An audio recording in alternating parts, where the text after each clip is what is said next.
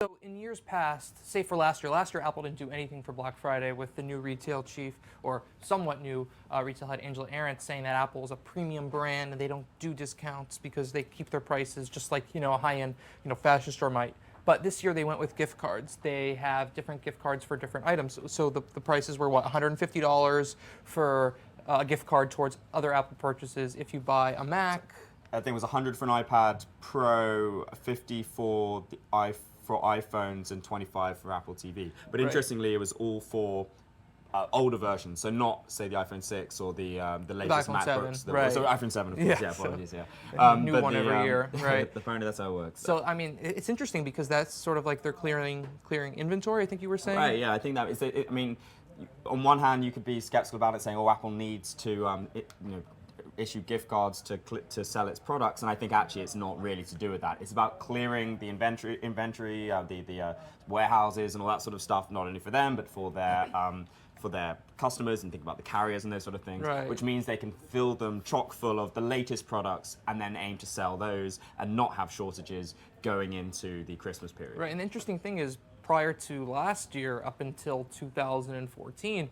Apple's discounts for Black Friday were pretty classic, just like a Target or a Best Buy. They would slice off a actual percentage off the products. Moving towards gift cards is interesting because that means that people are still paying the full price of the product, which means their margins and ASPs are not affected even by that big shopping day.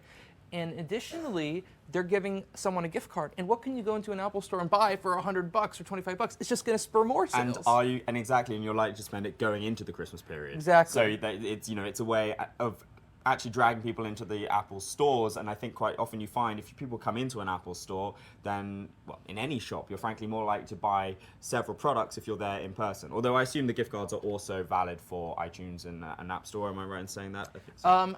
Yes, you could technically buy, let's say you get a $100 Apple Store gift card.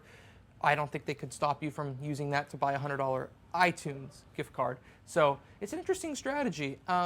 Jumping into something beyond the holidays. Well, actually, just very quickly, please do send us any questions that you have. Comment on the Facebook Live page. We'd love to hear what things you're thinking about, what questions you would like answered. We'll do our best to answer them. But yes, there's another story that we wanted to tackle. Mark had a scoop, was it on Monday, about the Amazon Echo successor, or the next generation of Alexa-driven Amazon speakers. What were the key, most salient points? Right, so the biggest craze right now, or one of the big crazes in consumer tech, are these speakers that are voice-connected, internet-connected, these Internet of Things IoT devices. But now Amazon is looking to take another jump. Right now they have the Dot, the Tap, and the Echo. Those range from $50 to $180. The thing is, none of them have a screen. One of the most common complaints about the Echo is that it doesn't have a screen. And the audio quality, of some reviewers have panned it, because when you crank the volume up all the way, the music quality actually decreases. It's not so great. So they're looking to hit all Particularly on the smaller speakers. Right, on the smaller ones, yeah. So they're looking to hit all of those pain points with a new, more expensive model, going after Sonos and some of those other competitors with the built-in screen. And it's not just any screen, it's not a small touch screen. It's a full 7 to 8 inch screen, sort of like the same size as the Kindle Fire tablets. So it's basically a tablet embedded inside of a big speaker that's really powerful, loud, and premium. Probably cost a bit more than the $180 Echo. Should be an interesting gift going into next year. It'll be introduced as soon as Q1.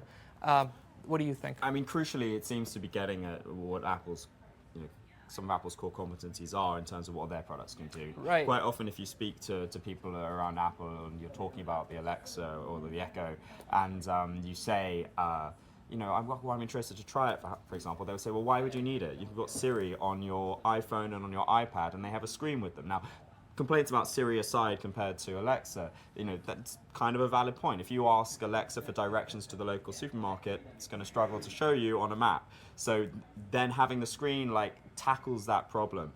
Then we can look into, it's being reported, and I think there were some stories you've had on it, on Apple's possible competitor to Echo Home and stuff. Apple's been prototyping their own, and the thing is, it's a speaker is just so much more than the voice system. Bluetooth speakers have been a big craze for years now. They make great gifts. Everyone wants them in their home, and Apple coming out with dedicated hardware for the home would really help push their own HomeKit initiatives, right? They make money based off selling licenses to people being part of their MFI program, and what better way to jump on that and increase those revenues than to have your own example, sort of like on the Android side, Google likes to come out with their own example of a Nexus product. We have a question here. Yeah, so how does Google Home compare to Alexa? Does Google have a screen? Well, no, Google does not have a screen as such, but of course what they do have is they have their own, they have Android devices, and you have Chromecast plugged into your TV screen. Right. And I think I'm right in saying that asking a question to the Google Home hub can then transfer the content onto the screen. So That's absolutely right. It's all very connected, and it wouldn't be surprising when Apple comes out with their own initiative in this space that this HomeKit speaker would be very much tied to the iPhone and linked to the Apple TV. And obviously, if you read our report, you would know that we reported that the Apple TV that came out at the end of last year with Siri was actually tested and prototyped as Apple's HomeKit speaker device. They wanted to put a speaker in it, they wanted to put microphones in it, but they ended up settling for putting in the remote control, and this gives them two devices. And for the crucial, and it portfolio. has to be tethered to a screen, which Right. it can't exist independently of anything. I mean, it's kind of intriguing that it's a very good chance that that Amazon could be on their second generation of products in this industry or in this market, and Apple still hasn't yet come out with its first. That's not to say that what Apple comes out with wouldn't be exceptionally good, but Amazon is buying or generating a lot of market share for itself before Apple gets there. It's interesting because Apple's been exploring this stuff for years before moving into the prototype stage earlier this year, as we reported a few months ago. We have a question here. Who do we think is going to make the biggest leap in terms of AI, artificial intelligence, Apple or Amazon? Amazon obviously has Alexa. It's very powerful. It sort of started this speaker craze, but Apple, of course, was first to the game with Siri. What do you think? There was a really great story written by our colleague, or former colleague, Jack Clark, who now heads up communications at OpenAI. He knows the AI universe inside out. And he wrote this story shortly before Christmas last year, saying that Apple's secrecy sometimes stymies its ability to progress rapidly in artificial intelligence. They do not allow the people who work there to publish papers. Now, the AI communities, I think, in some ways, very collaborative. They feed off one another. And so the top AI research, Apple has in the past, I think, had difficulties attracting the top AI researchers for that very reason. They want to be able to publish papers. Now, recently they did hire a guy from Carnegie Mellon called Russ Salakudinov. He's a very big name in that universe, and so they're hoping that will help snowball and attract people. Maybe there will be a change. Maybe they will start publishing AI papers. But then there was another thought that I read. I think somebody posted it on Twitter that unlike hardware products, you can't develop AI in private and then unveil an exceptional system at a town hall. It has to be. It's an iterative process of deep learning, and therefore taking information from the outside and using that to advance the product slowly. Right, and of course they bought Turi, a company formerly called Dado, down in Seattle, and they're very much known for their AI work, their speech recognition, and so they've been throwing money at this problem, so it makes sense that they're going to make big strides over the next 3 to 5 years. I think, there's been about half a dozen acquisitions they've made in the space across things like Turi, as we spoke about. There's also a company called Emotion, which can read your facial expressions Vocal to IQ. understand. Yeah, there are a number of things. Everything in the space. How they stick that all together, well, is anybody's guess at this stage. So who do you think will, make the biggest strides? Probably Apple, given they have so much room to grow combined with all the new resources. I don't know. I think Amazon. What I've heard, Amazon's doing very good stuff. I think probably they're both behind Google. Like Google has just huge teams on this. Has been doing it for a long time. Is doing it in public. I mean, every time you type a core. search It's into core. Google, Right. exactly. We have another question. How does Bose and Sonos and all those play into this? What stops them from creating their own voice system? What do you think? Wouldn't it be possible that they could just license a voice service and really just go after Apple, Amazon, Google, given that Sonos and Bose have such name recognition in the speaker space? I think actually this is.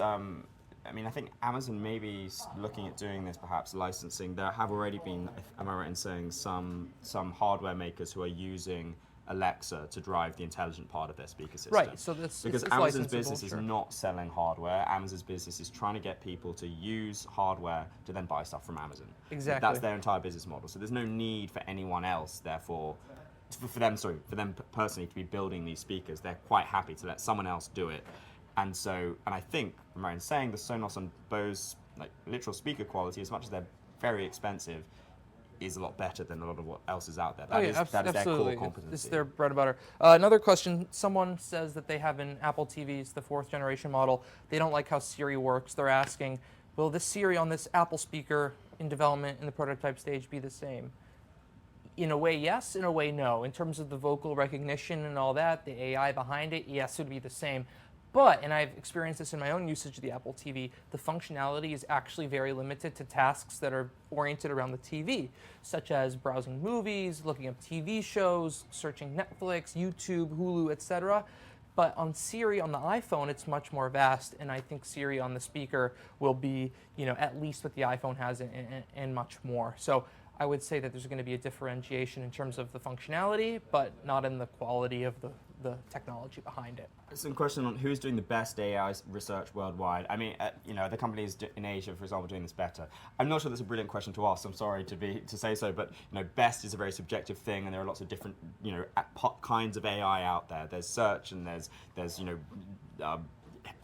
getting someone to do tasks for you, all sorts of different kinds. What is interesting, I think, is that part of the original team which built Siri then went away and created their new startup after a couple of years of Apple, after Siri had launched. And then Samsung just bought them. Exactly, recently bought by Samsung. It's interesting. I mean, when we first saw that news, we looked at each other and we're like, Apple should have bought them. They're doing cool stuff. It's the original Siri team, a lot of new people from the industry.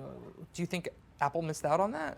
I mean, I'm sure they had a look at it. Right, yeah. I think, was there some sense that maybe Samsung paid quite a hefty price for them? Yeah. I'm not sure if a price was published, but I think there may be some whispers around it being a big number. Right, but Apple has all the money in the world. Right, but they're not. I think they would say they're not frivolous. They're still not going to overpay for something just for the sake of it. There was a lot of talk. Even if it's a core technology? I mean, well, the fact they didn't suggests as much. What if the original people from the Siri team on this Viv team didn't want to sell to Apple, given they've already been there, done that? Yeah, very good point. And I mean, we don't know. We haven't spoken to them. Right. It's a very valid question. Another question here: do we have any idea how Apple's speaker will compare price-wise? Will one be significantly more expensive? I mean, let's say we don't for certain know exactly when the speaker's going to arrive. I think is the best guess perhaps next year or the year after, but it's... I'm not going to speculate, right. But what our report said is that they have taken it into the prototype stage. They want to do this. We'll see if it ends up happening. Yeah, it could still never surface at all. Exactly, but if we're going to talk about Apple and price points, Apple typically prices at the high end of the industry in order to maintain their margins. Their corporate average is what, 35 to 40%? Exactly. So net operating margin. Right. Sorry, I mean adjusted operating margin. Right. So it'll be interesting to see what they end up doing there in the space and how much they charge.